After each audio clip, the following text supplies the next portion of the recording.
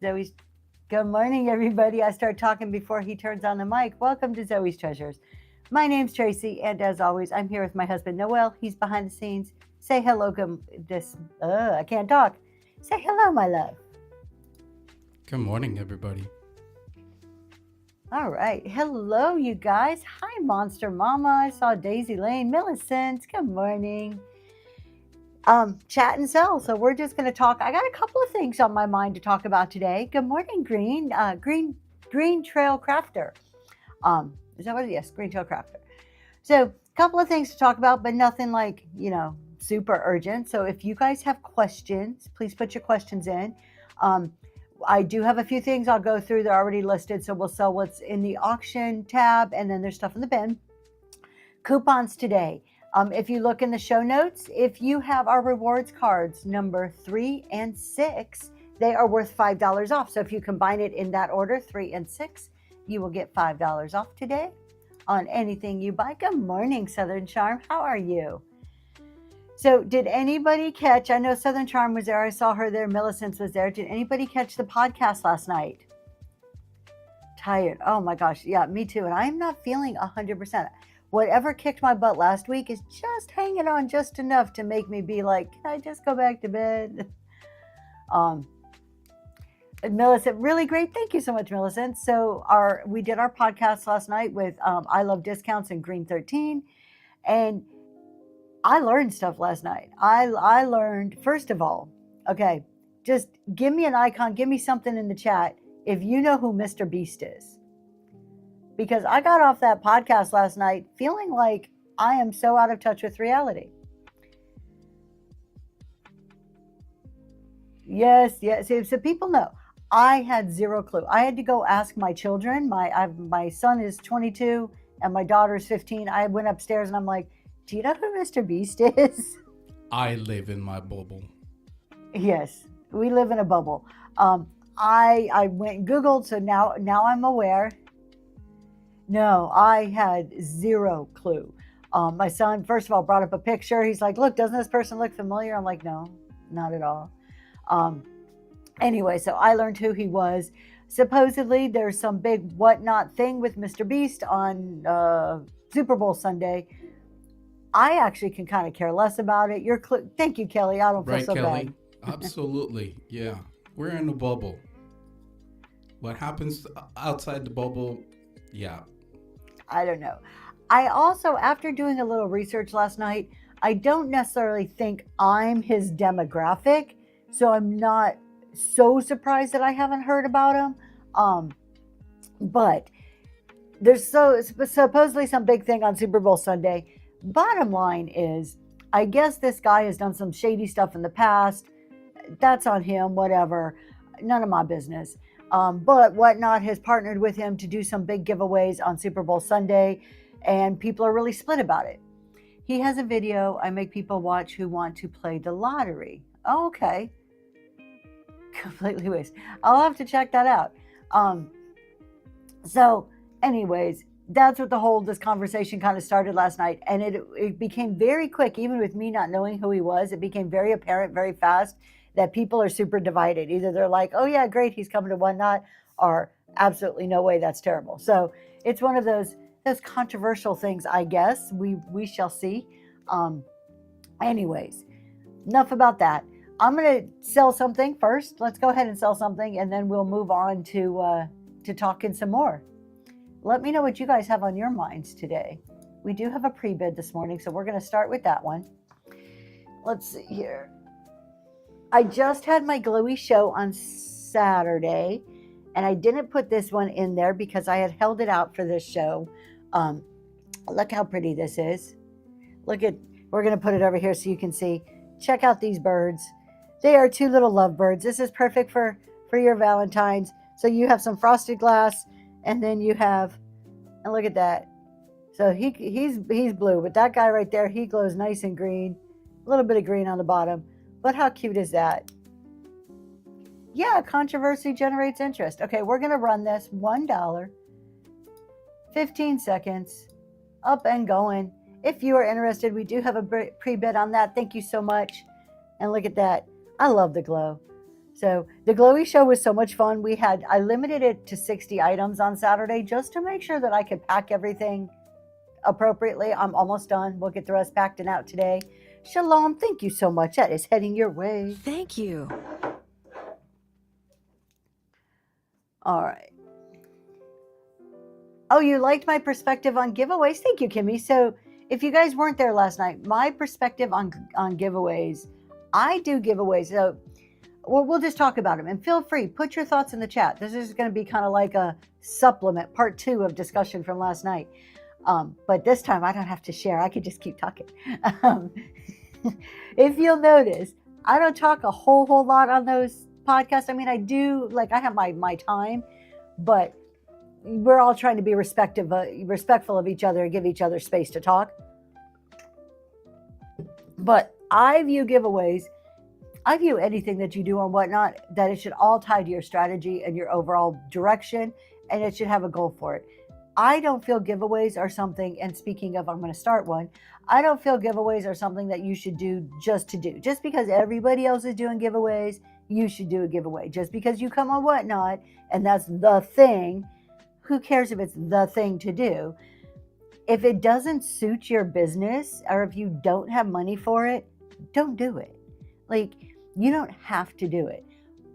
I do them, and you will notice that the only time I do giveaways, raid trains are a separate thing. Raid trains are kind of like a special exception. The only time I do giveaways are in my chat shows. And all of my giveaways are PWE giveaways. So that means I spend about 70 to 80 cents to send them. Lake Erie, you do them to gain followers. Okay, we'll talk about that in a bit here. So they cost me maybe $2 by the time all in with postage and whatever I'm putting in there. And I budget for that. I actually have a set budget every single week that I go by for my marketing, and I use this as marketing. Now, my giveaways, you're going to get a vintage postcard, some type of motivational card, and one of my rewards cards. The rewards cards is actually a coupon. It's a coupon code to come back. I do this because I realized about 6 months into my chat shows that I was getting more people on my chat shows than I was getting on my selling shows. So as a seller, what do I want to do? I want to solve that problem, right? I want to drive people not only to come to my chat show, but to come back to my selling shows. So what am I doing? I'm giving a coupon or a rewards code, hopefully encouraging them to come back. Does it work 100% of the time? No, it doesn't. Does it work enough of the time that I see enough success in it that I continue to do it? Absolutely. So I'm totally for giveaways if they tie into a strategic purpose, like what you're trying to achieve. Let me go back to comments here real quick. Do they really help with that? So yes, giveaways, Daisy Lane says, giveaways are small, thoughtful, and a simple thank you for spending time with me. A nice introduction to Daisy Lane. And Daisy Lane, this is where I agree with you, like as an introduction. To me, I equated it to, you know, when we go to Costco or Sam's Club, particularly on Saturday mornings, because that's like the time to go, because they have all those little booths throughout the store, like those little kiosks, and they're giving away the little free weenies and the crackers and cheese and the, you know, little free bagel bites, and you get a little sample of it. And then when you get your sample, they give you a coupon too. Why? Because the vendor has set this up and paid for that, wants you to go buy their product. Well, you might not go buy those little beanie weenies right then, but you're going to eat that. You're going to be thinking about it, and you're going to be like, that was really good. And maybe your next trip or the trip after that, you're going to buy those beanie weenies, right? That's what my thought process is here. I'm taking that concept and just applying it to a live selling platform. I'm going to give you a taste. I'm going to give you a sample of who I am. Not only are you seeing the experience while you're here during the chat show, but then if you win a giveaway, you also have a reason to come back. You'll see if I ship fast. You'll see if I keep my promise to you and send you what I told you I was going to send you. You're going to see the presentation of it. So you're going to get a feel for who I am, which is no different than tasting those beanie weenies at the little kiosk, right? That's my perspective of it. So like what Daisy Lane said was giving a little kind of like an introduction to who you are. And Lake Erie Vintage, I really love you to death. I really do, and I'm not attacking you. I do not believe in doing giveaways for followers. I have not seen except for, okay, when when you set up a giveaway, you can do it so it's a buyer's giveaway, followers giveaway, or anybody can enter. If you do it for a followers giveaway, yeah, if they're not following you, which thanks, if they're not following you, they have to follow you to get into the givey. But is that the follower you want? Do you just want inflated numbers because people wanted something for free? Or do you want followers because they like you, they want to follow you? Like, I don't want people to follow me just for something for free. If you follow me, I want you to follow me because you had a good time in my show, you got something you liked, whatever good reason it is. I don't necessarily, but now you keep in mind, I am not a huge believer in followers. Look, every other social platform bases its monetization on followers.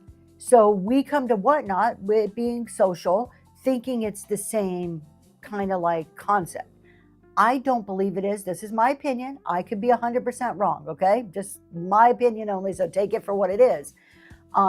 Let's see who's going to get the first giveaway. Speaking of giveaways, Tony 100, congratulations, that's heading to you. Congratulations. I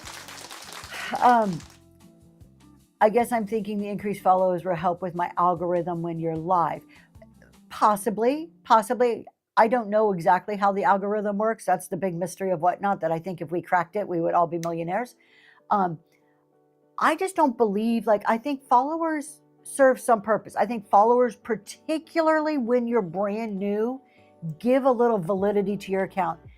Not that it makes you any more valid, but what it does is when you're brand spanking new and you only have 5, 10, 100, 200 sales, and somebody comes to your room and they see that you have 1,000, 2,000, 3,000 followers, they automatically have some comfort feeling of, oh, well, all these other people followed you.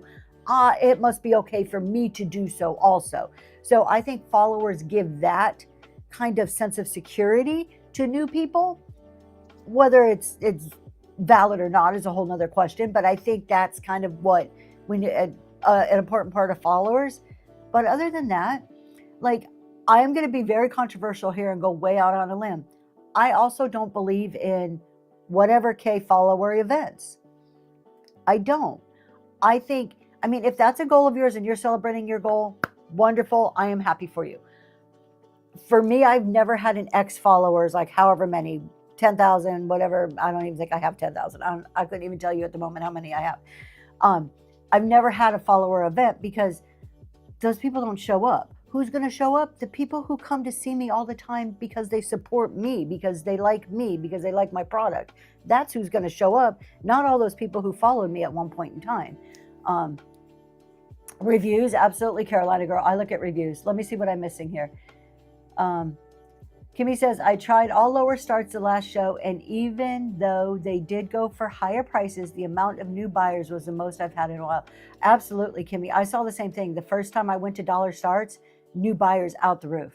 And even now, I'm probably a good 20%, if not more, probably even more than that, are new buyers on my shows. A good amount. TikTok's algorithm actually penalized you at one point if you had lower percentage of followers engaging. Yeah, see, and that's what I mean. We're all conditioned that followers is the number, but it's really not. If all those people showed up in your show, would you even be able to handle that show? If all 10,000 people showed up in your show, first of all, would it encourage any higher prices? Probably not. You would probably discourage people because there's too many people bidding and people would feel like, oh, there's too many people here, I can't win. I don't know. I'm really kind of torn about it because I think it's important. The fact that somebody took their time to click that button makes me feel good. But at the same time, you have a core group that supports you. And I don't know, I really think that you need to put efforts, or at least me, I need to put efforts into my core group. And you look at reviews, yes. When I'm a buyer, I look at reviews. We're just going to go off on all kinds of bunny trails, which is wonderful. That's what this show's about. I have a favor to ask of everybody, seller, buyers. When you write a review, and I think I mentioned this in one of my talk shows a while back, think about your words. Your words matter so much. Now, if you go look at a new seller and they mainly have wonderful reviews and there's a low review sprinkled in here and there, far and few between, you probably don't give it a second thought. You're kind of like, you know what? Nobody's perfect. Every now and then somebody's going to be upset. Every now and then you're going to see a bad review. At least that's how I feel. If I see a seller that mainly has wonderful reviews with a bad one thrown in, I don't give that bad one a second thought. I do look at how they respond. If they respond to the bad review, that tells you a lot about somebody's character. But I still think reviews hold power in the words that they use. Oh my gosh. You guys, if you don't know, Southern Charm and I Love Discounts, when they come to the shows, they have this thing where they red chat to try to make me blush, and they often are very successful in it. So if you see me turning bright red all of a sudden, it's because I got some outrageous red chat. Yes, it's probably working. I can feel it. My face is getting warm. Anyways, and I can't even say it out loud. I can't even say sorry. If I could share a red chat with you, I share. This time I just can't. I can. Southern Charm said, I can write, I love your stuff. Thank you, Southern Charm. In It a wasn't that different bad. wording. Yes. Anyways, just the words matter, because especially when they're bad words. And I had a review. I'm just going to use one that I had. I sent somebody something. It broke in the mail. It was fine when I sold it. It was fine when I shipped it. It got there broken. Things happen. And you know what? Sometimes if something breaks, look, I'm human. It could totally be my fault. This one, I was really pretty sure this was USPS fault. I really felt secure in the fact that it wasn't me. And trust me, there's been times where I've been like, I could have done better. I totally will own up if I think I could have done better. This time I really felt it was USPS. We had a wonderful conversation. Me and this buyer had a wonderful conversation through DMs. I apologize. He was very super nice about it. I thought, okay, cool. We're like jiving here. Sorry it broke. We'll do what we can to make it right. Refund, absolutely. But then the review said it was broke. Words matter. It was broke. Somebody coming in doesn't know. Like, to me, that sounds like I sold them something that was broken. So just, I don't know. I'm going off a whole pet peeve here, but words really do matter. If you're upset, I'm not saying don't write a bad review, but like write it truthfully as you can. This appeared to be broken during shipping. Okay, at least that's truthful. You could give it a 0 or a 1 for shipping. Shipping sucked. But did the seller do what they're supposed to? Did they pack it? Did they send it to you on time? Was it accurately described? Like all of those things. Like, try to be honest about it, because you're giving a review for future people to really base an opinion on. I heard people get bad reviews on Givies. That was something we talked about last night, Lana. All right. For those of you who weren't here, even if you were here last night, you could participate. If you put an emoji in the chat, any emoji, if you think people should be able to give reviews on Givies.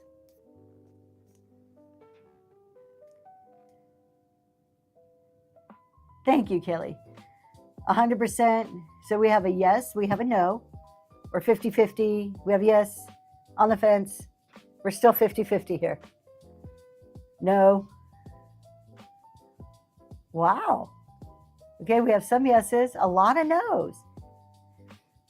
Okay, so this is my thinking. And last night, Green 13 and I Love Discounts, actually, we all agreed on this topic. I thought I was going to be way off, out in left field on my perception of this, but not calculated in sales. Okay, so I think when I offer a giveaway, which I'm going to start doing right now, when I offer a giveaway, I'm agreeing. I'm telling you, I am going to send you something. I either have to show you or I have to accurately describe it in the listing of the giveaway. So me as a seller is entering into an agreement with you as a buyer saying, I'm going to give you something. Then you as a buyer, by clicking on enter giveaway, are the other side of that agreement. You're agreeing, hey, that looks cool. I want that. If I win, I'm agreeing that that's something I want. So I'm offering something, you're agreeing to accept that thing if you're the winner. We have now made an agreement with each other. If I don't keep up my end of the agreement. If I send you something different than what I said, don't send it at all. Just blow you off, whatever, block you after the giveaway, cancel. If I do anything other than sending you what I said I was going to send you, you 100% should have that right to leave a review and tell people I didn't give you that giveaway.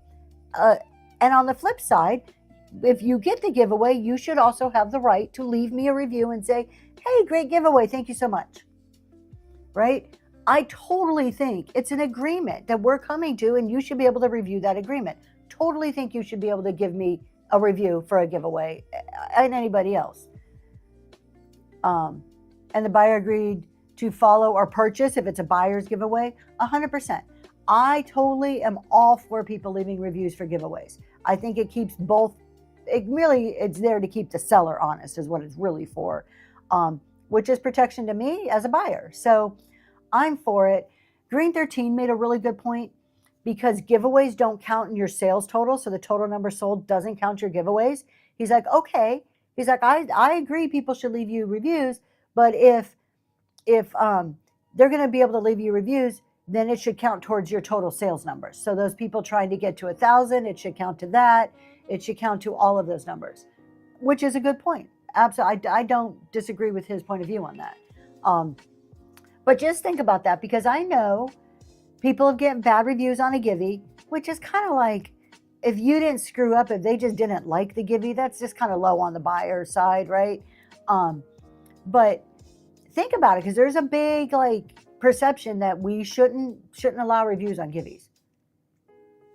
I thought they count if you made it a quality listing. I don't think they do. They don't count towards your total sales numbers. Now they count with the email you get after a show, and the email says total sales for your show, it'll tell you how many items. It counts there, but in your number up there, wherever it is on your profile, it's not supposed to count in that number. Supposedly it's not. Rarely do you actually know what the show is giving away unless it's big bait. And you're supposed to, Kelly. See, now that's the other part of it. Your sellers are required by terms of service to either show what they're giving away or accurately describe it in their terms of service or in their listing, one or the other. That's what we're supposed to do. Does that always happen? No, it doesn't happen. But it's also is what not going to crack down on that completely? Because think about it like when you're parenting. If your kid's about to stick their finger in the outlet in the electrical socket, you're going to come down hard and be like, no, don't do that, because that's a huge concern, right? But if they just maybe didn't put the toy away, you might not be yeah, I'll just pick it up and put it away. And Whatnot's going to be the same thing. They can't enforce every single rule for every single seller on Whatnot. They're going to focus on the stuff that's going to cause them the most harm. They're going to focus on the stuff. We used to say this in nonprofit. If we wouldn't want to see it on the newspaper headlines, then we need to fix it. They are not do it, right? So that's what Whatnot's going to focus on mainly. They're going to focus on the things that's going to make them look bad in the media or make them lose buyers. Missy, so the purpose of a giveaway, and this is a good question, and this is kind of what goes back to the whole behind that's the whole question of why are you doing a giveaway? Why would you do a giveaway? I only do giveaways to try to reach a new buyer, that hopefully reach a new person that will hopefully come back. Now, if somebody who's already bought from me wins a giveaway, wonderful. You get a rewards coupon that you can use in a future purchase. So it's good for them, but it's also my main point of doing giveaways is hopefully somebody on a chat show who has never bought from me will experience what they experience here, win a giveaway, get the coupon, and come back to a selling show. Happy Fox, you got that giveaway. Congratulations. Congratulations. And see, Missy, you put a giveaway in every buyer's box. And see, a lot of people will do that. A lot of people will put something in a box versus doing giveaways. I mean, the only other time that I do giveaways besides PWE is I did a year-end show, and that was like a big event show. It was a very special occasion event show to announce what's coming up in the new year, create excitement for it, give people a taste of the things I sell. And it was a specific, like, design to be that. I don't normally give away stuff. I have in the past, and I've changed my mind on, like, I have given away stuff like physical items, and I've kind of moved in a different direction. I just joined. Is there a place to learn how this app works? You seem like thank you so much. I am glad that I seem like a nice person. My kids would probably say otherwise. But JJ, there is. So Whatnot Help. And if anybody in the chat could put any of those links in there, or just put it in, I would greatly appreciate it. Whatnot Help. So anywhere in Whatnot, if you go to the FAQs, there you can get to Whatnot Help. There is a whole website too, and I do not know the website off the top of my head. So yes, look in, if you just kind of search within the app, go to the FAQs is a good starting point. There's terms of service. There's all kinds of different questions for buyers or sellers that tell you how the app works. There is also a ton of YouTube videos, so you can pretty much Google any. Thank you, whatnot.com. Thank you so much, Daisy. Appreciate that. You can also pretty much Google anything you want to know. There you go. help.whatnot.com.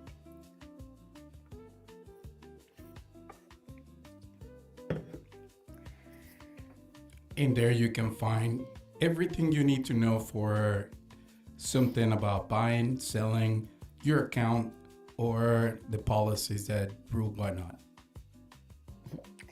And another good place are these chat shows. So not just mine, a million people do chat shows. Some of them are terrible, being honest, and some of them are really wonderful. You've got to be picky on your chat shows, and I say that too with me. Take whatever I say with a grain of salt, so think it through. Apply your own logic and thought process to it. So, Southern Charm. Let's sell something else here. Wait, before we sell something else, I got something that she doesn't even know I have, and it's a sneak peek, and it's a preview of something that is to come. Are you guys ready? Send me a yes on the chat. Yes? All right, here we go. Here we go.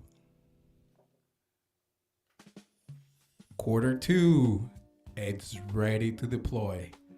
It's coming.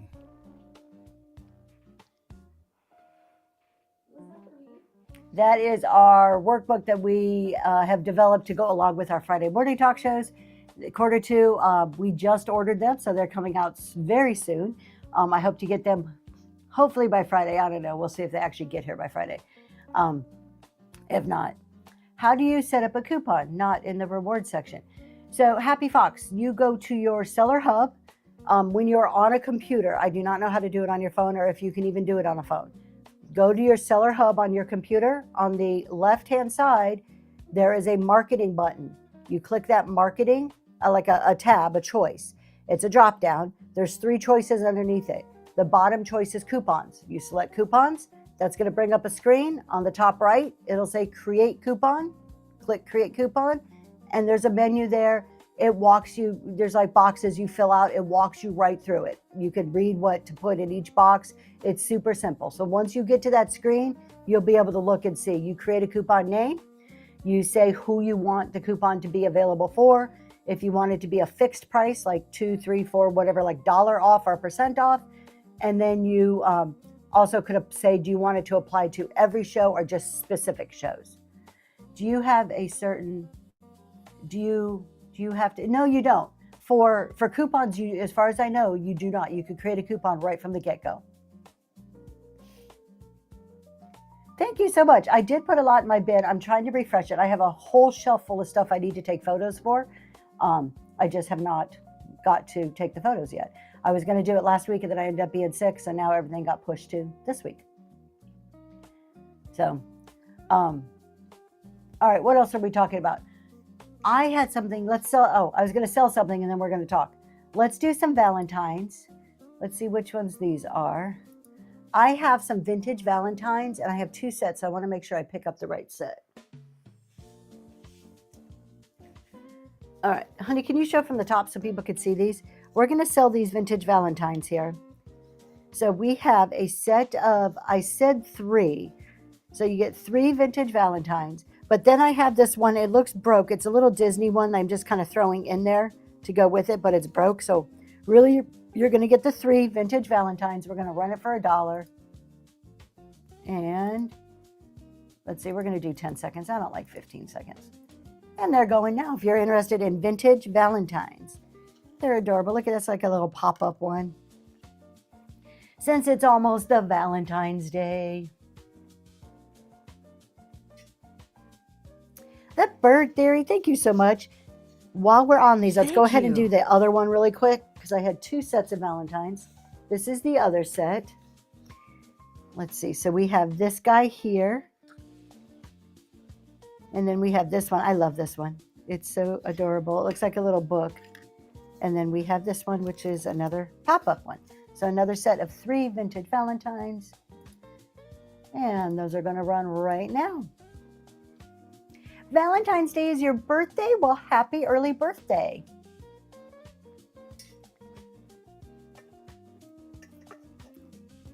What a good surprise for your parents on that day. Southern Charm, thank you so much. Thank you.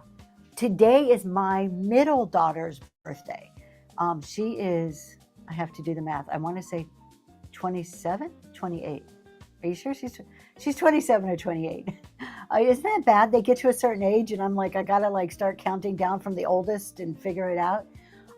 Anyways, today's her day, birthday. It's also Groundhog Day. Have we done this as a groundhog? Has this happened? What was the result? Southern Charm said 6 more weeks. 6 more weeks. Oh. Good morning, Liz, Miss Liz. Good morning. Your husband always asks me how old he is. I forget how old I am sometimes. It gets to a point and you're like, I don't know, I'm just old. I am. Like, I always have to do the math in my head. Millicent, you got that giveaway. Congratulations. Congratulations. Congratulations. I have to do my kids. I start with the oldest because my oldest was born in 1990. So it's a nice, good, round number to like count from. And then I'm like, okay, 8 years to the next one, 4 years to the next one. So I have to like count down. My youngest is the only one that I know really quickly just because it's her birthday, it was a day after mine. So it's just easy to remember, not just the day, but the year. It just kind of stuck in my head. Miss Liz, you missed it. I'm going to put it on the screen. Oh, we have part 2 coming up. I'm super excited. Quarter 2 of our live seller series on Friday is going to focus on growth and goals. So quarter 1 focused on changing your mindset from a reseller to a CEO. Quarter 2 is going to really focus a lot on growth and goals. So all of our Friday talk shows and tax shows are going to have those kind of like that theme running through it. It's not every show is going to be the same, but that theme is going to run through. And if you're not following what Liz likes, you should. She's Y'all, got great chats and awesome soaps. Can I like fangirl for a second? What Liz likes, I don't think you've ever heard this story. Okay, so when I first started on Whatnot just over 2 years ago, what Liz likes was one of the sellers. I would not miss her talk show. Now, I didn't say a whole lot. I was still am very introverted and did not talk in the chat very much. First quarter is not in the bin. It's in the marketplace, but it'll be in the bin on Friday. Come to Friday's show. I only sell them on Fridays. So she was one of the shows that I would watch on a regular basis to learn about Whatnot. I really appreciate it. And at this point in her career, she was actually working a little bit for Whatnot. So I really felt that she brought some authority and some, like she knew what she was talking about. And she did. But I also always appreciated that she had a very logical business mindset. Like she thought things through. Like I've never got the impression that what Liz likes is just like, I'm going to follow the crowd. Like she thinks things through and does what's right for her business. So I was always impressed, watched her. And then she took a hiatus. She's like, look, need some time in my own life. I'm going to like cut back on Whatnot for a little while. And then she came back and I was so happy that she came back. And then on one of her shows recently, she was talking about me. And I was like, oh my God. I'm telling my husband and I'm like, listen, like it was such this kind of like full circle moment to go from somebody that like I would listen to and I would take advice from and I would be like, okay, what is this Whatnot about? And really looked up to have her say something so kind about me and kind of talk about some of my stuff. So it really made me feel good. It was like a whole thing. Oh, thank you so much. And for those of you who don't know, here it is. There it is right there. There's what Liz likes. She does chat shows. She sells amazing soap. Amazing soap. But there you go, right there. Let's talk about Whatnot. Go see her at 9 o'clock. I'll be done by 9. All right. Let's see. What did Backroad say? That's what I need to learn. My boss just told me start doing Whatnot, and I never even used the app. It's a wonderful app. And speaking of that, speaking of start doing Whatnot, Friday, I told you guys, whoever was here on Friday, I'm like, hey, did you see like the State of the Union address from the CEO of Whatnot? So they put out this letter, I don't know, a week or so ago, and it was really interesting. And it talked about the amount of people who are starting, the growth Whatnot's had, where Whatnot's going, and it gave some statistics. Now we're gonna actually bring the letter up and talk a little bit about it. I want to preference this though. Keep in mind when you read things like this is Whatnot's State of the Live Selling Report. This is public information. That means Poshmark, Mercari, eBay, Live, all these other places are reading this also. So Whatnot is not going to put anything bad. Whatnot is going to take all of the statistics, all of the data, and present it in the best light possible, as they should. That's how businesses work. Happy folks, what video? I don't know what video you're talking about. Explain more, and we'll try to help with an answer.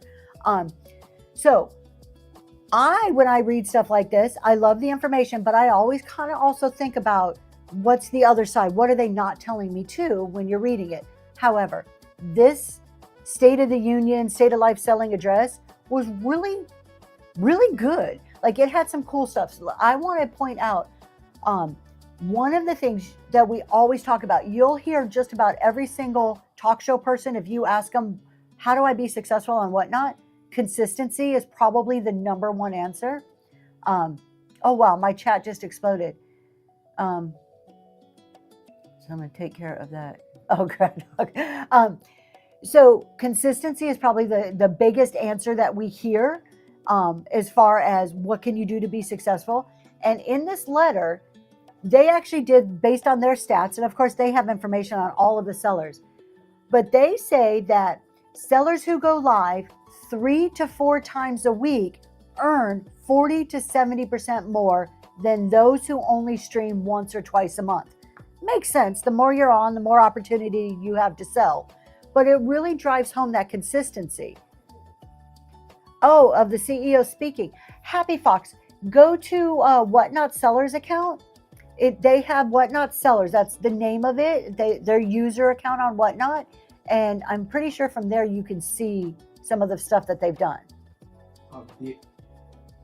There are a few clips here and there. I haven't found the video. You can find this letter. The website is on top. It's blog.teamwhatnot.com. And Backroads, I've only got once a week. And Millicent says that CEO video is in What's Not account on YouTube. There you go. Thank you, Millicent. Thank you, Millicent. Go to YouTube, Whatnot account, and you'll be able to see it. He did, the CEO was on the Whatnot Sellers show their regular show that they do. But this whole consistency drives revenue. Can you bring this up and so we can just look at that one? All right, I don't know if you could zoom in. There's a little chart there, and the very first column is the U.S. 1 to 2 times a month. If you are going on 1 to 2 times a month, the average, now this is over all categories, all niches, everything. The average somebody is earning is $281. One time per week, the average is just over $3,000 a month. 3 to 4 times a week, they're averaging around $12,000 a month. Daily, they're averaging around 69. Keep in mind, those are probably gross numbers. That is not after all the fees, all the shipping, all the expenses. That's probably high level. And it could be high because they're averaging. So think about big sellers. So think about these sellers who are full-time. They have warehouses, they have crews. This is their full-time thing. So those sellers making millions on Whatnot is part of this average, just like us down here making, nowhere near millions, right? So this is taking in all of those outliers to give you an average.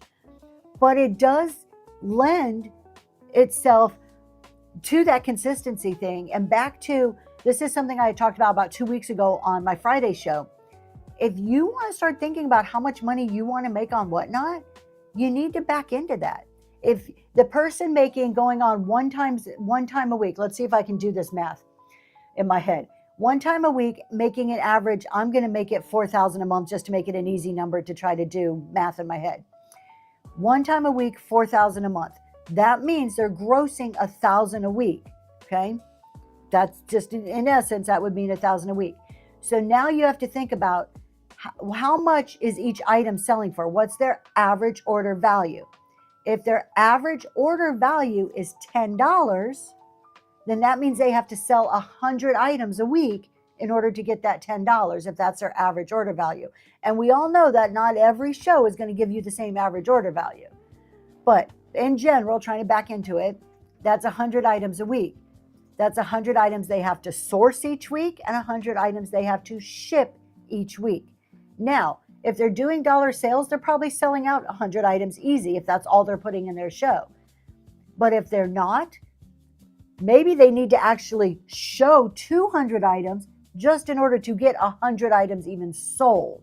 So start backing in. If you start at the top there, you started, okay, this is how much money I want to make each month, and you start backing into it, the reality of what you need to do really starts like becoming visible. Think about those daily people making $69,000. $69,000. And you start going back, okay, they're having, let's say, 30 shows a month. How many items? So can you logically even source that much? And here are some other numbers. These ones were interesting too. How sellers are scaling. 93%. Oh, nope, that's the wrong one. Here it goes.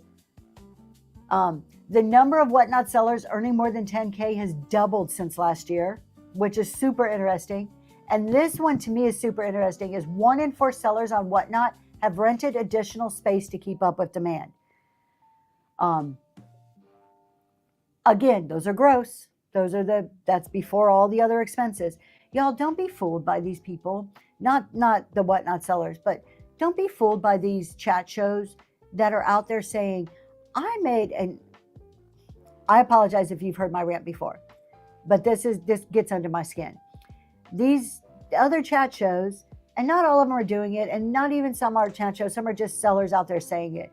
I made 6 figures on Whatnot, and you can do it too. Or I made 100,000 and you can do it too. Or I made $10,000 in 2 months and you can do it too.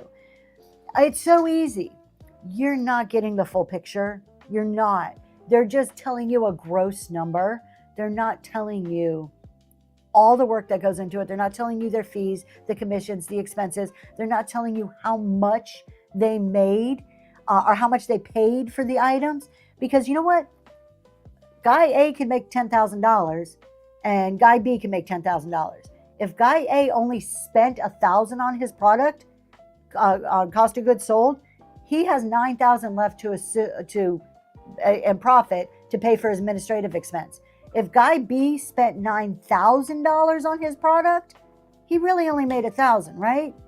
So there's so much more to this puzzle. What the picture they're giving you is the rim of that puzzle. None of them pieces are filled in, so you don't really know what the picture is yet. So just keep that in mind when you hear this. It frustrates me to no end because new sellers come on and they see this and they're just taken by it. And it's like, oh, please, you don't know the whole story. Anyways, I'm going to get off my soapbox. Somebody asked me something else so we can change the topic. Let's sell something. Let's do that. I'm going to sell something real quick so I'll get off my soapbox. Before she sells something. I'm not sure, something else with you. I don't even know what he's sharing. I have no clue what my husband's up to. Oh, here it is. So for those of you who haven't subscribed or seen it, this is our podcast. Every Sunday night, 6:30 p.m. So if you'd like to join and participate in the live discussion and ask questions, you can join us every Sunday, 6:30 p.m. Eastern Standard Time, or you can watch it later on YouTube right there. Resale Reselling Roundtable. You did? That's awesome. What do you think? All right. No, sorry, I'm not going to sell the Yeti. This is my water. That's so that I can try to stay hydrated throughout the day. I am going to sell this really cool little thing, and then I'm going to answer about the Southwest show. I need my husband to switch the camera. You know, this is a little bisque. And when I Googled, it said doll head. I don't know if you can zoom in, honey. Oops, I'm dropping it. It's a little bisque head, and I don't know if it's a doll head because look at the back of it. It's like you can hang it up. It's like flat. I don't know if it goes on a doll if you hang it up. I just thought it was super like cool. I think it will look good in one of your little like display trays. So we're gonna start this little, I put bisque girl head. All right, it's running. It is tiny. You can see it's like the size of a fingertip there, maybe 1.5 inches. I just thought it was really different. Rustin Rose oh, no. Thank you for your purchase from the bin, Rustin Rome Home Decor. And Mary, you got the little girl bisque head. It all flashed at the same time. Thank you so much, you guys. All right, I see a couple of questions. Hello, Vintage Gypsy Brie. Okay, so Kelly, dollar sales. We're going to talk about that. I'm going to answer a question before that, and then we're going to talk about dollar sales. In my Southwest show, I'm going to start loading it pretty soon. I have a lot of pottery, a lot of Southwest pottery, so Native American pottery. I have some Native American ephemera. That's the majority of a lot of it's pottery and ephemera for me. It is a raid train though, that Southwest one that's coming up. So there's going to be all kinds of different stuff. Everybody brings a bunch of different things. I've been bidding on some like sterling silver and turquoise type jewelry. If I win those at auction before then I'll be including that too. But that's an iffy. I don't know if I'm going to have it or not. But definitely I do have about 10 or so pieces of pottery for sure. And then we'll see what else. Okay, dollar starts. I love this topic. We're actually too, speaking of the podcast, that's going to be our topic for next week. We're starting off with not just dollar starts, but starting prices. That's going to kind of be our jumping off discussion topic for our podcast next week. Oh, cool. I'm so glad that you've been watching Jeremy. You guys know he is getting away from his random ramblings. This podcast is replacing his random ramblings. So thank you, Mary. I'll take a look. So you guys, if you like Jeremy's random ramblings, come to the podcast. That's where they're going to be happening. He may still do some at his desire, of course, whatever he feels like. But you may have noticed this Sunday morning, he didn't do it. He did a selling show instead of a random rambling show because we're doing our podcast. And that's kind of where it's happening. Okay. Dollar starts or low starts. It was weird. I know Southern Charm. I messaged I Love Discounts. I'm like, he can't stop it yet. I don't have a replacement yet. I don't have like something else to do at 8 a.m. Like my Sundays at 8 a.m. has been Jeremy for so long. I need to find something else now. Does reduced shipping work for the buy now stuff if I multiply kind of? Yes. So reduced shipping does. So anything in the show, in the auction or in the store part, in the buy now, of the $4.50 shipping applies to it. I do not have quilts. Unfortunately, probably won't have. Okay, low starts. I am 100% a proponent, 100% for dollar starts. I love dollar starts. However, they do not work in all circumstances, and I do not think that brand new people right out of the gate should do dollar starts. My opinion. I think. Okay, so what you're going to hear, like what the question said, dollar starts only make about 40 to 50 cents. Correct. Thank you for your purchase from the bin. Thank you. Yes. If you're looking at just that item, if just that one item sells for $1, yes, your profit's going to be in the 40 to 60% range. However, when you're doing dollar starts, if you are doing them broad scale on a whole show, if that's kind of like everything you're going to do is dollar start, you can't look at just one item. You have to look across the board and average everything out. Mary, you got the giveaway. Thank you for being here. You can't just be so hung up on one item because some items are going to go for less, but other items are going to get bid up and you look at the average, right? So some items may go for $3, others may go for 30. So you can't look at us as sellers tend to get so caught up in one item, you just can't do it. Dollar starts will bring more people to your room, without a doubt. You will see a surge of new buyers with dollar starts. And typically you're going to sell out your shows with dollar starts, particularly if you have dollar starts and a reduced or free shipping scenario happening, because you're removing the barriers to people buying, right? You're removing the risk. Keep in mind, if you do a dollar start and you're doing $9.51 or $9.21 shipping, that item better be worth at least $10, because why would somebody pay $1 and $9.21 for something that's worth $3? And this is what I see a lot of sellers doing. A lot of sellers are like, oh, I'm going to try to do this dollar start thing. And they take their leftover inventory, maybe not so good inventory. I'm trying to be very polite about the way I say that. And that's what they're going to dollar start. Their clearance inventory. Well, people don't get excited about trying to bid up and then they expect they're going to make money. If your stuff's not worth it to begin with, nobody's going to bid it up, and then you're going to do dollar starts and think you failed because everything went for $1. Well, what's the value of the stuff you were selling to begin with, right? So you have to be willing to take some risk if you're going to do the dollar starts. Let's see. Let me go back and just kind of see if there's some comments here that probably relate to the conversation. So, Why sold back lady? In actuality, you only need 2 people interested in the item to keep the bidding going. Yep. You also need more than 10 to 15 buyers in the room. Now, the more people you have, obviously, yes, it does. The more people in the room tend to a better situation. But you really only need 2 people to make it work. And you've got to expect, if you are going to go to dollar starts, and I'm not saying by no means take this as me telling you to do this, but if you're going to go to dollar starts, know that there's a time period.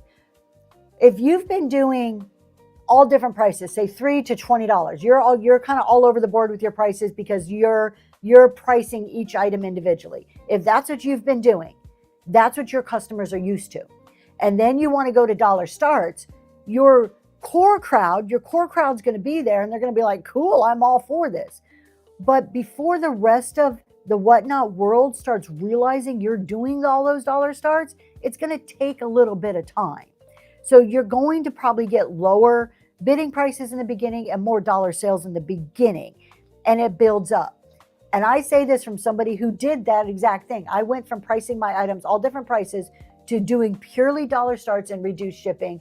And then I went to dollar starts and free shipping. And now I am at dollar starts and reduced shipping. So I've kind of gone the gamut of the various combinations to see what happens. Dollar starts have a psychological impact. First of all, everybody likes a deal. Everybody likes a deal. What do you do when you go into Target or I don't know, any of the stores? First thing I do, I'm like, where's those clearance signs? If I'm in the women's department, I'm like, oh, is there a clearance rack? Let me go flick. Why? Because I want a deal. Dollar starts immediately. You're like, ooh, I got a chance of getting something for $1. Then you click on it, you bid, and as soon as you bid, then you get that phantom ownership, and you're like, that's mine. Somebody bids $2. You're like, I'll bid $3.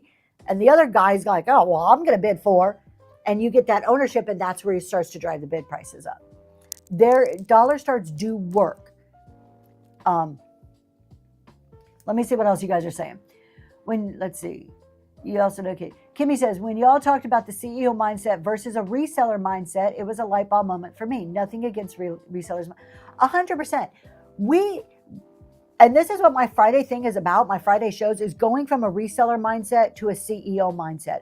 A dollar start isn't an immediate. It isn't I'm going to sell this item right here for $1 and make a ton of money. It is a long-term strategic plan. You got to be in it for the long game. You've got to be in it to see past what's happening in the moment. It's not this instant gratification in the moment. A dollar start is a strategy. Strategies don't happen just one single transaction. Strategies are long-term. So you've got to be able to think about it in that kind of concept if you're going to be able to accept the immediate loss and eventually move into seeing the benefits of a dollar start. Daisy Lane's another good one. Go watch her shows. She's tried out various pricing, and she has now moved to all dollar starts.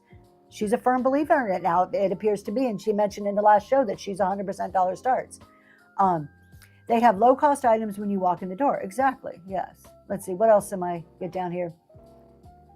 Exactly. Just like a 401k, it's a long game. It's not this immediate gratification thing. Now, if you don't do dollar starts, can you still be successful on whatnot? 100% you can. In my jewelry shows, I do very little dollar starts. I'm doing more higher priced items. I do a reverse auction. My reverse auction is for my items that I feel I paid too much. I cannot take that risk to start it at $1. If you want to know if dollar starts work, watch Battle of the Best. They do dollar starts once a month on high-end items. I know I've been in a lot of these shows, and the items I would spend easily $100 or more on the items that I would bring and start at $1. Watch Green 13. They do they do all dollar starts. One of the Battle of the Best, I think the last competition, the item went from $1 to over 1,000. So they do work, but you can't expect immediate results from it. You'll see new people coming in, you'll see eventually higher bid prices, and then it's going to average out. So it's going to climb. People are going to get super excited that their favorite seller is now doing dollar starts, and then it's going to decline a bit and it's going to plateau. That's normal, the way businesses work. My jewelry show, thank you so much for asking, Kelly. So it is actually this Wednesday. It is the third one, y'all. I'm going to be completely honest and humble about this jewelry show. I've done vintage decor forever. I tried to get into kids' books, wasn't for me, didn't have a lot of success on that. Then I tried ephemera, and I can't sell ephemera. I cannot get excited about it. Not long term. I can sell a few pieces here and there. It didn't work for me. I got really bored with it really, really quick. So now I am doing jewelry. I love jewelry. I can get excited about jewelry. Jewelry is easy to ship, doesn't take up much space to store, and it's one of the fastest growing categories on Whatnot. So jewelry is a great thing. However, switching niches, it is awesome to sell. I love selling it. I particularly love shipping it compared to vintage decor. But switching a niche, or I'm not even switching, I'm still staying in vintage, but venturing into a new niche, super humbling. How you sell jewelry, how you show it in the camera, how you describe it, how long you run your auctions for, completely different than vintage decor. A total new learning curve. I am learning left and right. I honestly felt, I told my husband I've done 2 jewelry shows so far. My third one is on Wednesday. Southern Charm has ventured into jewelry. She agrees. Yeah. After my very first show, I looked at him and almost in tears. I'm like, I felt like this was my very first show ever. Oh my God, I felt like a fumbling idiot trying to sell something. And I've been on Whatnot for 2 years, and I feel pretty confident in my vintage decor shows. It's been a learning curve. It has been a huge learning curve. We have tried, we had a big microscope thing, that didn't work. I've tried using my phone, getting better. We're trying different pricing points, different listings. My first show, I did listings by weight. Hate that, won't do that again. That did not work for me. So that's my jewelry show. There's all my failures, but I am focusing on 925. So sterling silver jewelry is the focus. I do have some costume pieces, some vintage, but the majority of what I'm bringing is brand new sterling silver to the table. We work with a couple of jewelers in Mexico. We have one artist in particular who designs custom jewelry. So the pieces we have from her are all unique pieces. What are my thoughts on silent auction trend? I think it's stupid. I'm just going to put it out there. And I'm sorry if I'm testing. Thank you, Daisy Lane. Not failure, testing. I'm sorry if any of you do silent auctions and I'm offended you. I'm not trying to. I think they're stupid. And this is why I think they're stupid. You are on a live selling platform. The advantages this live selling platform offers you, you are mitigating and throwing those advantages away by trying to do a silent auction. I don't see the benefit of it. We have the ability. Thank you. Silent auctions are silly. The Aaron-sphere is here. We have the ability. Live selling is the closest thing somebody on their couch is going to get to actually shopping in a store. They can't use all their senses. They can hear and they can see, but we have the ability to bring the rest of the senses to them in order to sell them these products. And I'm not saying sell like in a cheesy car salesman-y way, but when you hear somebody who go into some of the candy sellers, they're going to be like, oh, this tastes so sweet and it's crunchy and it melts in your mouth. Okay, if you're live selling, how are they going to know that? You're going to hold up the candy. No, but if you hold up the candy and you say, oh man, this just feels so good. And when you eat it, it melts in your mouth and all that caramel flavor. Oh, chef's kiss. What sells better? Why would you not do that? Why would you not take advantage of the amazing tool that's sitting right there in front of you? 6:30 on this channel. Thank you for asking, Kelly.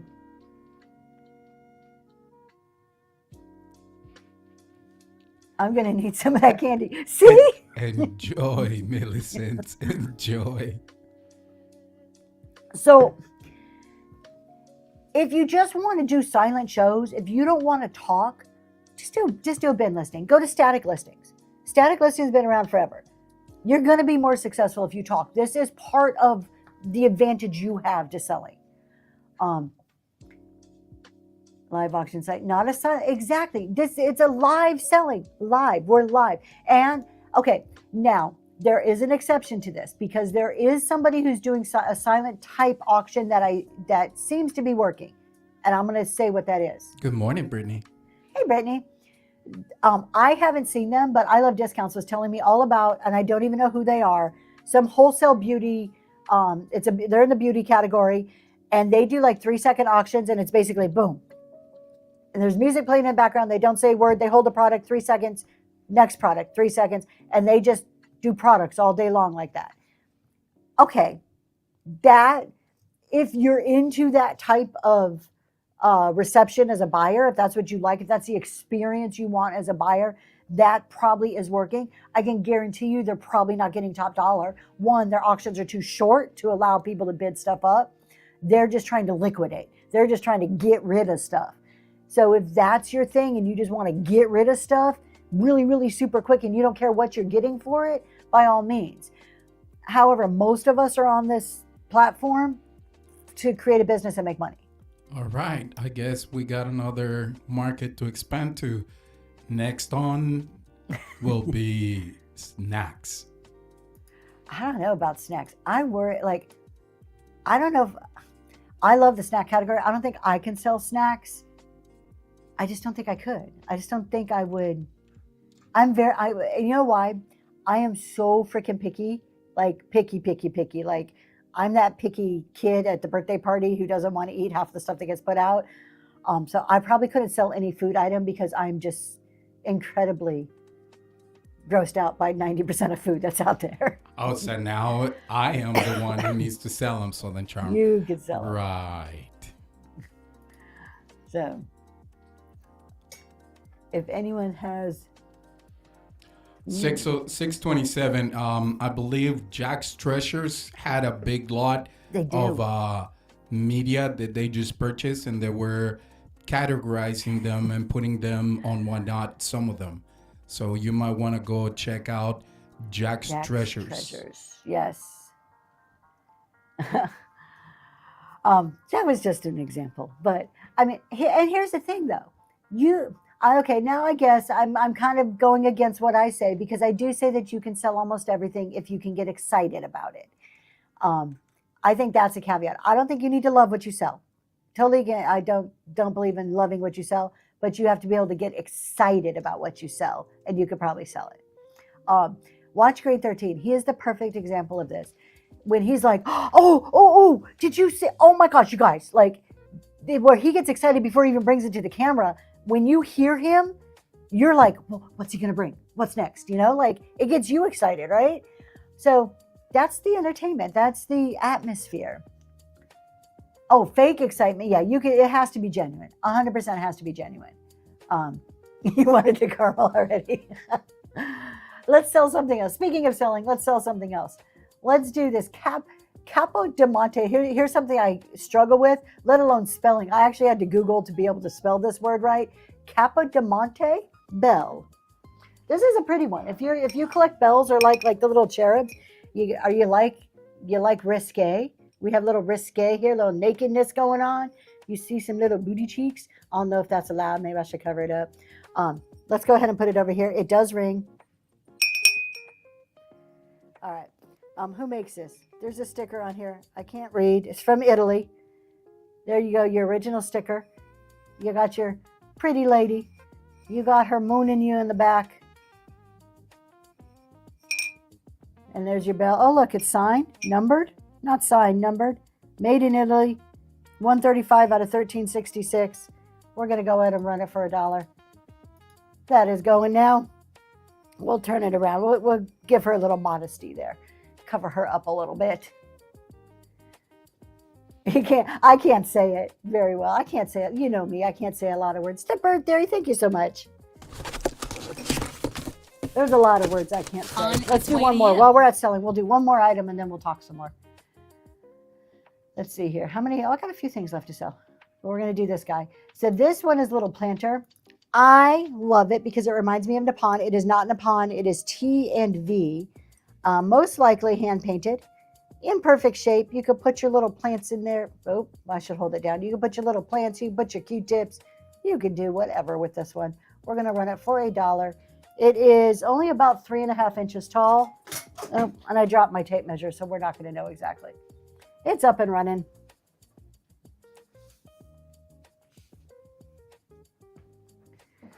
And those aren't chips. That's the way it's made at the top. It's made kind of like pretty on the top.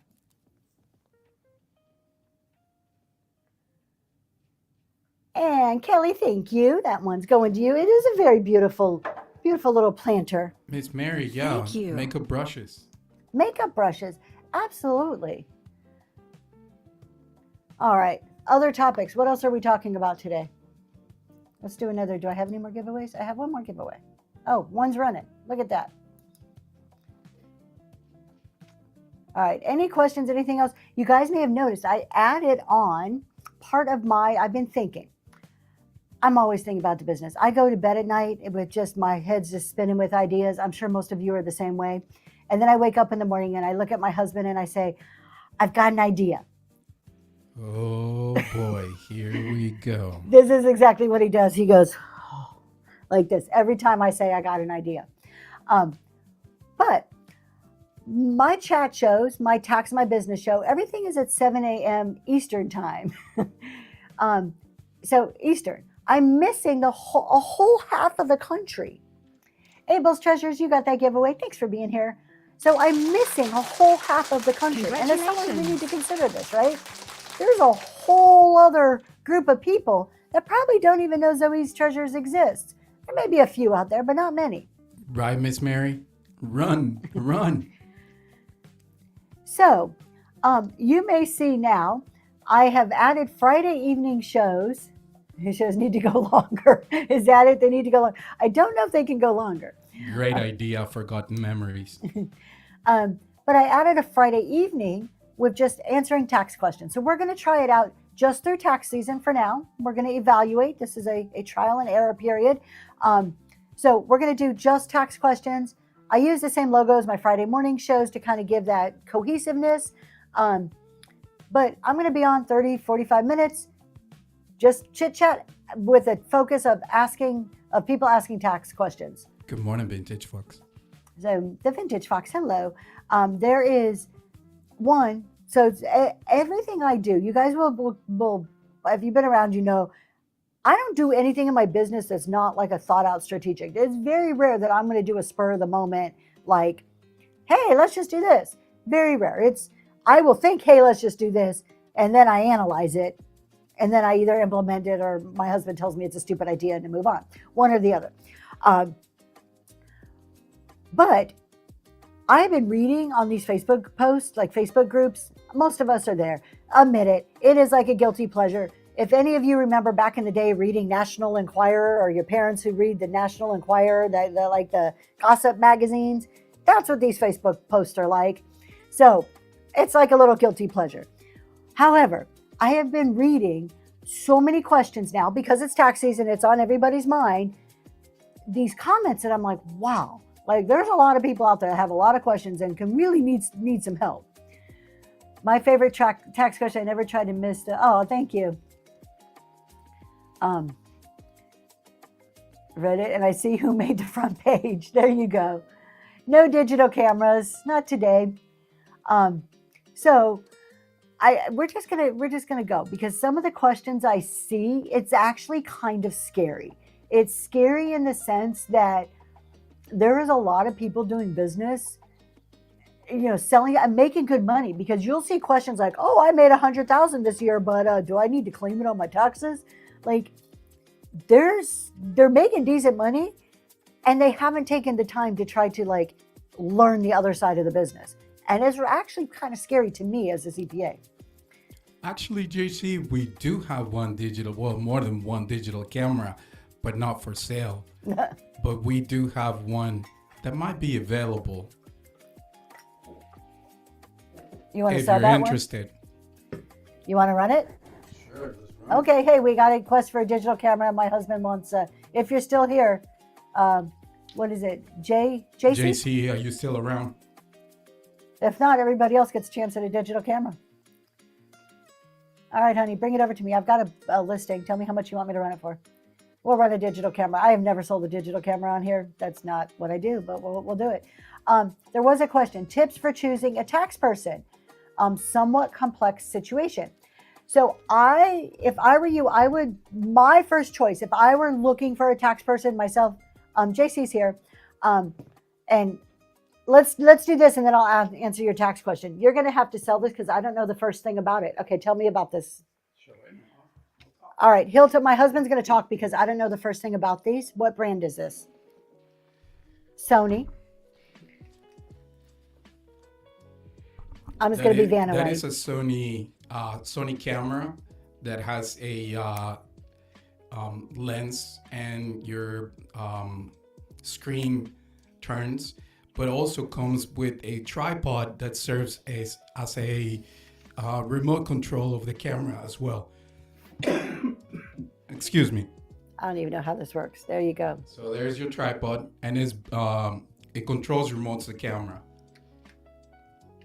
So yeah, it has a 1/4-20 screw on the bottom. I'm not allowed Just to don't do it. All right. What do you want me to run it? All right, we're gonna put it on the other camera. So Can you you use see as a better. whatnot camera? Can you use this as a whatnot camera? Yes, and the you model. can. This is it has an HDMI output on the side. We used to use it. It's slightly used, and use the other camera, honey. What? Use this one? Okay. Yeah. So you can see it right there. It has the lens protector, and if you turn it to the side, you can see all the outputs. Hold on, let me see if I can. There you go. You can kind of see it. There you go. There's the output. So it has an HDMI, a USB, and a microphone output, and it has different modes. You can flip the camera. It's a blogger's camera, so you can actually record yourself. You can tilt the screen all the way around. It works. Yes, it's a CB. Correct. It's a Sony, and the brand is Sony, and the model. Do you have a model number? Somebody asked what model it was. Believe yes. I think it's a CB1F. Correct. Okay, that's the bottom. If you want to see the bottom of it. All right. So. And then here's your. Okay, honey, are you gonna run it? We're gonna make someone very happy today. All right. Are you running it or am I running it? Go ahead. All right. Are you guys ready? Here goes. Let's see. Hold on, I got to edit. And it's really nice. It's a really nice camera. All right, it is going. No, is it not? Nope, not it's yet. not. Hold on. I just changed the price. Hold on. Here we go. Up and going. 10 seconds. Starting at $1. Running now. Get those bids in there. 10 seconds. Someone's getting a deal this morning. Look at that. I had no idea my husband's going to do this. And the bird theory. You just got yourself a really cool camera. Outstanding. Congratulations. Congratulations. And I'll make sure it gets packed up really nice for you. All right. Somebody asked a question that I said I was going to get back to. Oh, picking a CPA. If I were to go look for a CPA, what I would do is I would Google regional firms. It's particularly because you have a complex, you said that you had a complex situation. I would Google regional firms. Don't look at like the KPMGs and the EYs. Don't look at the global firms. They're going to be way too expensive and probably not help individuals. But look at a regional firm. And then you just call them up, and most of them will meet with you and talk to you. So for free, I would go and just talk to them first. Just say, hey, I want to just kind of like have a meeting, or just say, hey, can I meet somebody for a cup of coffee? One of your tax preparers, so I can get a feel for your firm. A lot of them, this is marketing to them. They're always looking for new clients, and talk to them. See if you click with them. See if you can jive. If you can ask them questions and feel like they're giving you good answers. That's what I would look for. You can also, of course, look up reviews and stuff. But CPAs, as far as tax goes, you don't need to find one that specializes in e-commerce or online sales. CPAs, we're trained in multiple areas. We work with multiple companies, multiple different people. The tax rules are the tax rules. So if they know that if you're looking for a tax focus, they know the tax rules. It's not like you get special deductions for being a reseller. So it's not necessarily you need one for a reseller. Now there's a little caveat to that. You do want a CPA that is savvy enough to understand an online world to make sure they're asking you the right questions. Make sure they're asking about, hey, do you have any like cross-listing subscriptions, things like that. If you get the CPA who's, way past retirement age and he should have retired many, many years ago, maybe he's not as technology savvy. So that is something I would look for. It's just to make sure that they, you could ask them questions like, how do you stay up on new technologies? What kind of software does your firm use, or what kind of technologies? What are some of your other client niches are in? So questions like that. That's how I would go about it. And I would look for a regional size. Keep in mind, they're going to cost you. They're probably going to be $300 to $400 an hour. So the more organized you are on the front end, the cheaper it's going to be for you when it comes to the CPA. We started selling on Whatnot to pay for COBRA insurance. Is this deductible on your taxes? Yes, it is. It is absolutely not on your schedule. It could be iffy. So there's a few rules that would apply there, but 100% yes, it is deductible on your taxes. Where it would go would depend on a little bit more information. But it is deductible.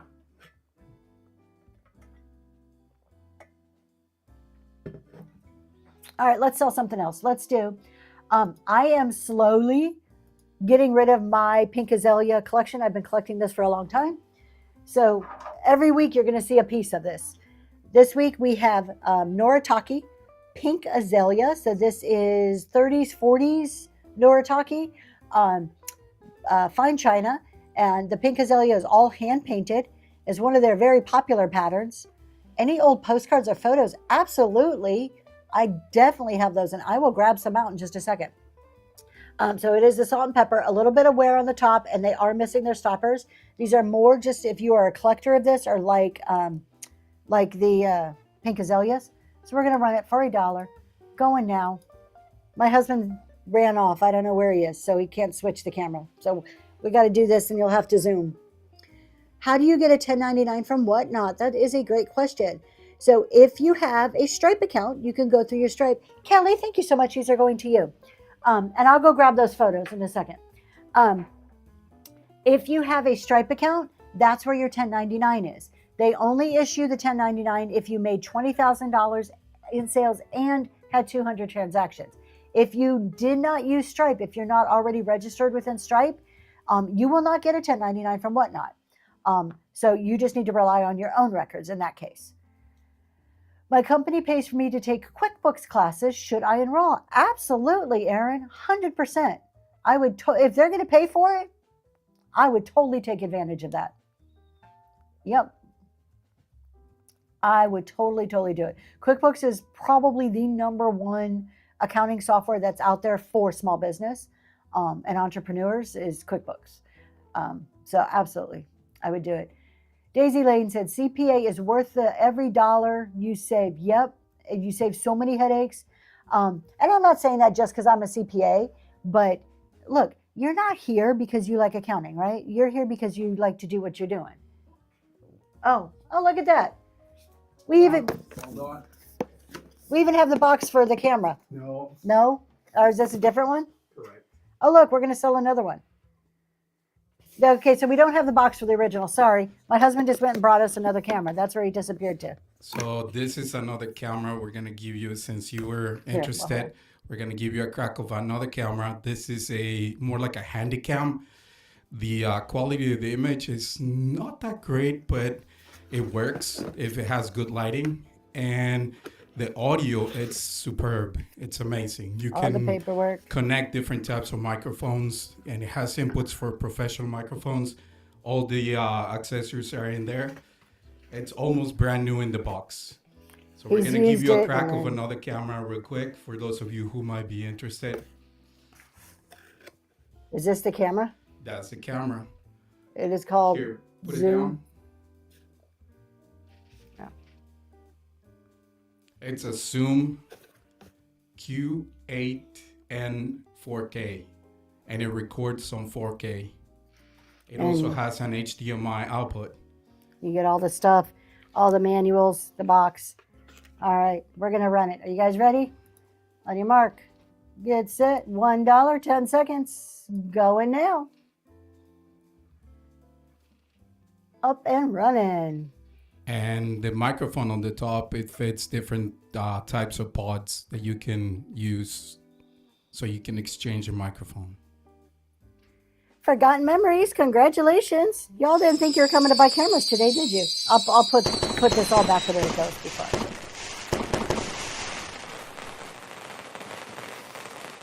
All right.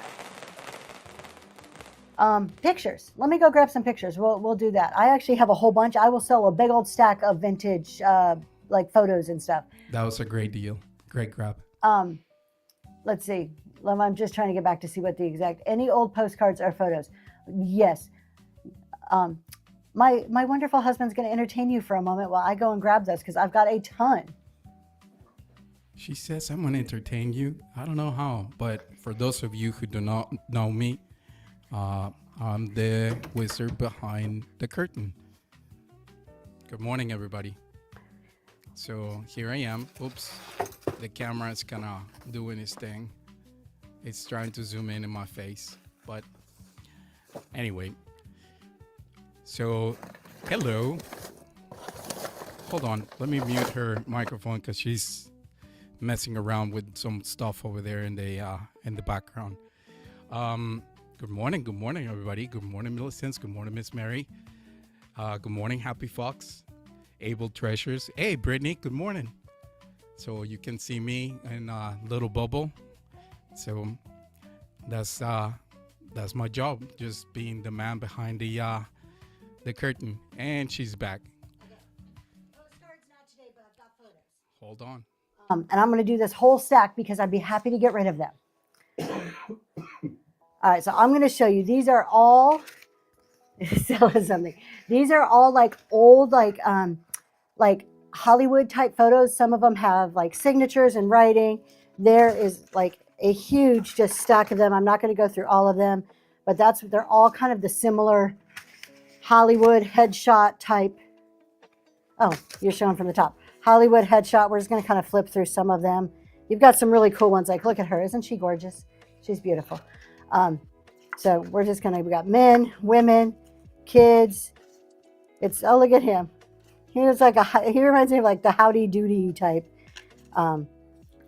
So Wrigley, something about Wrigley's, all kinds of ones here. This is probably from like a movie set. What is it? Of human bondage, some type of photo picture.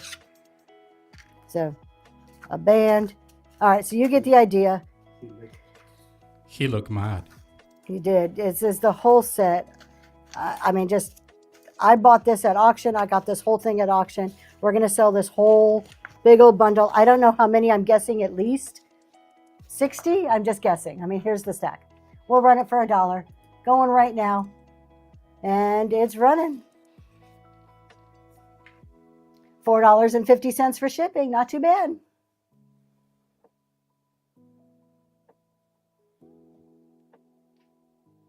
Daisy Lane, those are heading to you. What a great grab. On its way to you. Good morning, I love discounts.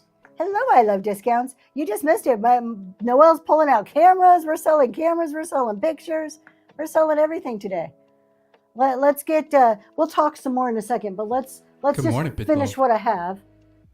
We have another little planter. We're going to sell this. I think I have 3 items left. We're going to just run through them really quick and then we can talk. So we have this little boot. It is porcelain. It is adorable. Made by, it has a big M, made in Germany. So we'll go ahead and do that would be one. so cool, Daisy. Or Michelle. There are probably some that people will recognize. I didn't go through every single one to try. All right, this is up and running right now. It does say made in Germany. It is open at the top, so you can put like an air plant or something, or just leave it like that. Make it just, a pretty little accessory. And Abel's Treasures, congratulations. Great grab. Let's see, I have 2 more things. We'll do this bowl next. Okay, copper is in. Copper is the metal of 2026. I'm claiming it. I've heard it. Other people have told me this. So you have a copper base. You have a really pretty clear top. It is a bowl. It is pretty. We're going to sell it right now. $1. And it's going right now. Look at the little fanciness. It's a little sassy bowl with a copper bottom. It does not glow. I know that's probably, that question is about to come up because I love the glowy, but this one does not glow. Monster Mama, thank you so much. And our final item today, and then we'll talk Thank some more, you. is a milk glass bowl. This one, I like this. This reminds me of a really good vanity bowl. It has that like diamond pattern on the back of it. It's not an ashtray. At first I thought it was an ashtray, but I don't think it's an ashtray. We're going to run it though. It's going right now. Really pretty milk glass bowl. It's a newer milk glass, does not glow green. So couldn't vouch for the age of this. So I don't know, probably within the last 20 years. Oh, Monster Mama, thank you so much. All right, now what are we going to talk about? Thank you.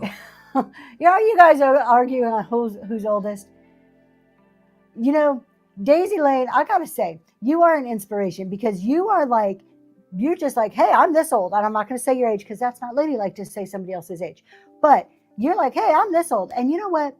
You're just a little bit old, not very far ahead of me. You're not very far ahead of me, let me tell you. And I often think about it and I'm like, you know what? I can do this too. Like if she's doing this, you're just a tad bit older than me, just a little bit. I'm like, you know what? We're not too old. We're not too old to start a new career, start a new venture, start a new business. And I think it's inspiring. So, all right, what else is going on, you guys?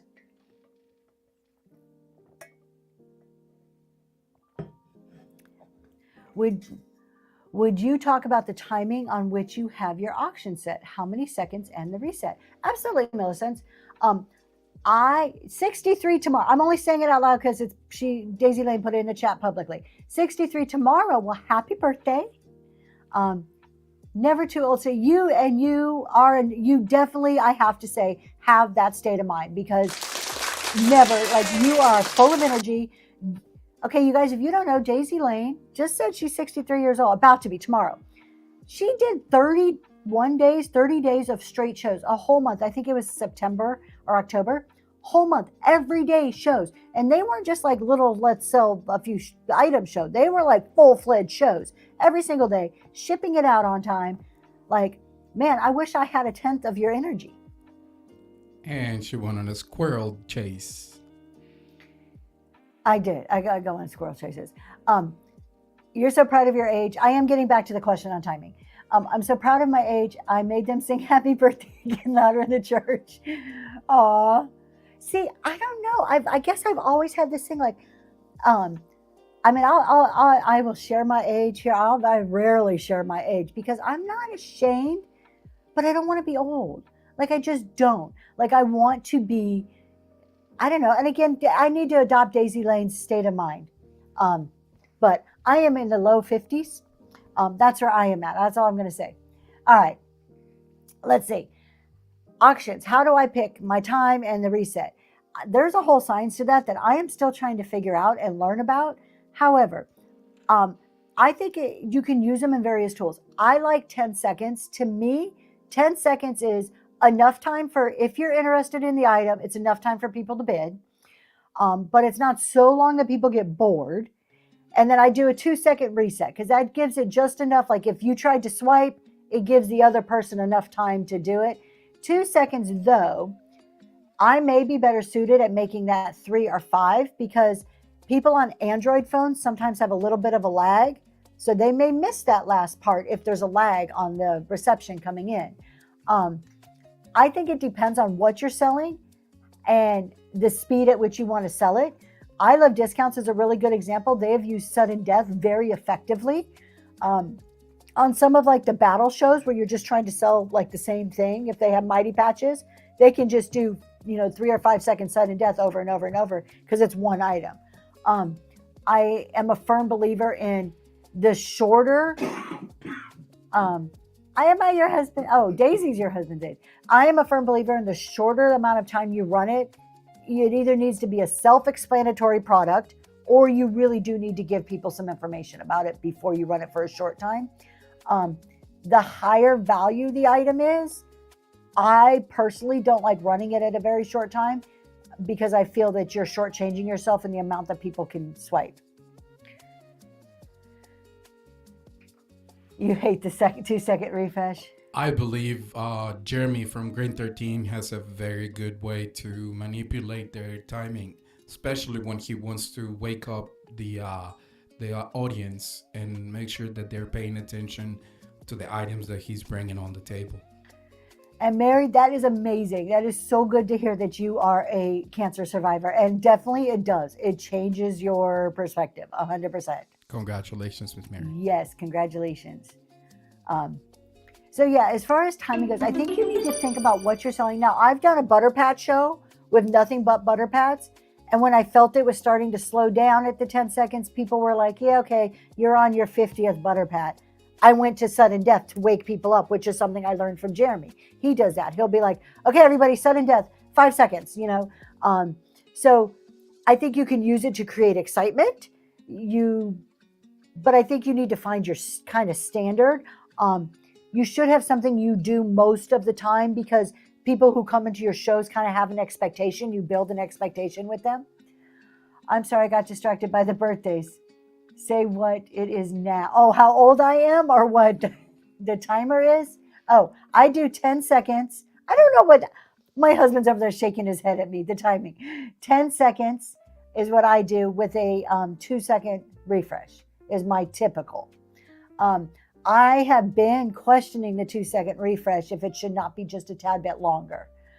My whole thing is you don't want people to get bored, but you want to give them enough time to bid too. Jeremy's made a really good point. Aaron likes 15 seconds. Android users, their phones will tend to lag a bit. So some of those really fast refreshes or fast auctions, by the time they go to bid, the auction's almost over. And it's a second lag. Okay. So you got to keep that in mind if you're thinking about, okay, what timing, what's my reset, so that you're inclusive of as many people as you can. You never know if that person who wants to pay a lot of money is on an Android. And Abel's Treasures was asking for new sellers, how do you get people in your room? That is the question. Go live as much as you can and as often as you can. Go live and sell stuff.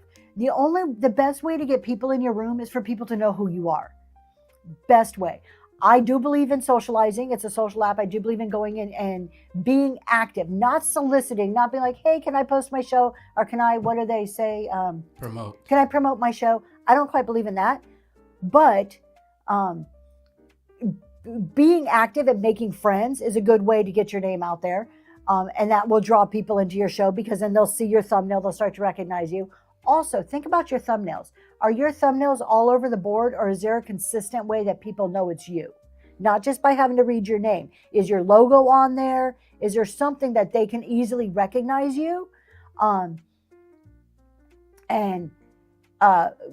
So easily recognize you. And then also have an anchor show. Have a show that once they find you once they have a good experience, they know when they can come back and see you. Because some people are not going to remember your name, but they're going to remember, oh, remember that girl with the brown hair? I really liked her. She was on Tuesday evening at 8.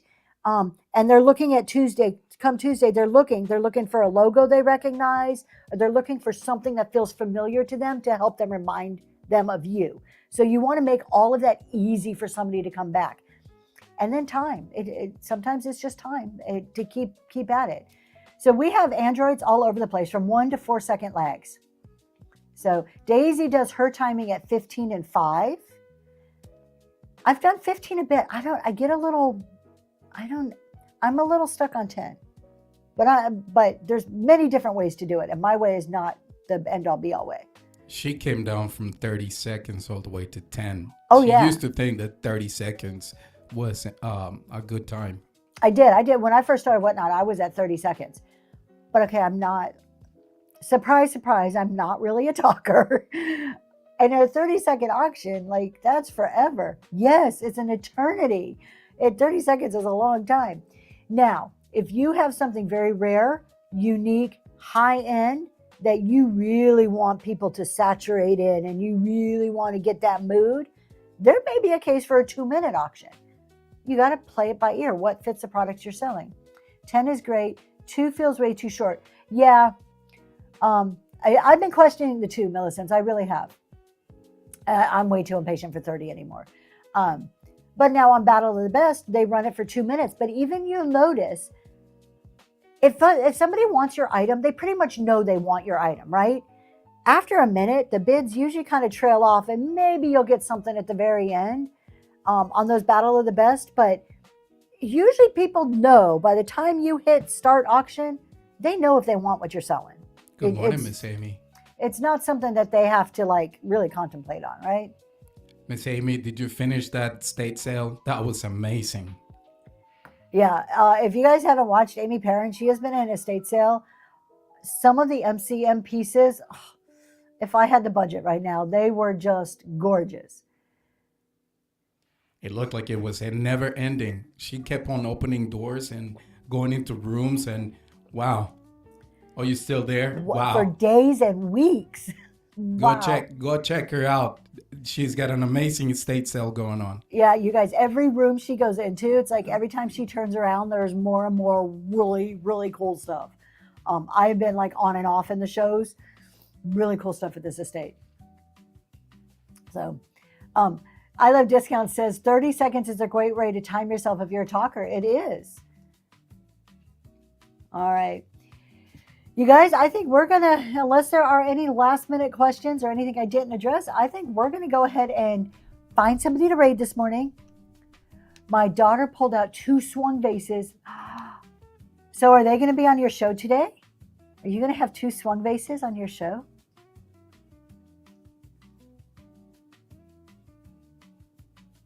Recommended microphones, honey. Well, we wait to find out if there's some swung vases in somebody's future. I Wednesday. recommended Lysandra and Miss Mary, excuse me, a microphone that we use. It's called the Holy Land. It's a Holy Land brand. You have different choices depending on what you're using.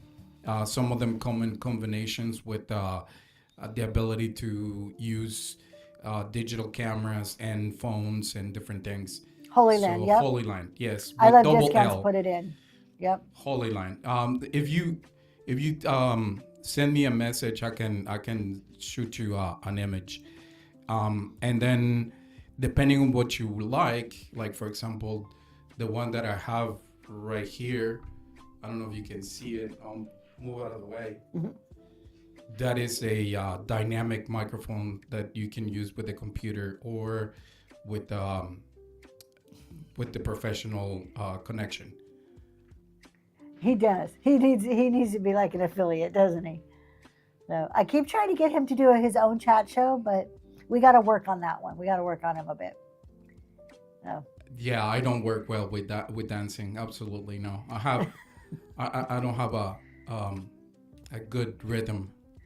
He doesn't. He really doesn't. Okay, y'all. Have a great day. We will see you again soon. Let's see. Oh, wait. Before we go, hold on. Before I go, I got to tell you about something. Sorry. I got to say one thing before we go.